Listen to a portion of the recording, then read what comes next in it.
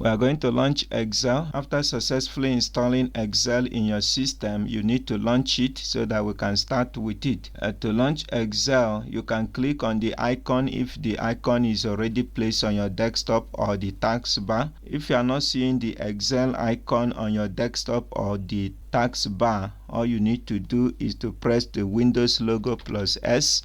Then you can now search for Excel. As you are typing Excel, you are going to see the Excel showing at the top. Then you click on it and it is launching. Here we have it. This is the start screen of an Excel. Alright. From the start screen, you can see you can start a blank workbook. From the start screen, you can also see recent. Here, all the workbook that you work on previously or recently is going to show here. Okay, you can also click open if you have workbook already that you are working with. You can click open. You will also have option to locate the Excel workbook from where you save it. Okay, but our major concern now is to open a new workbook.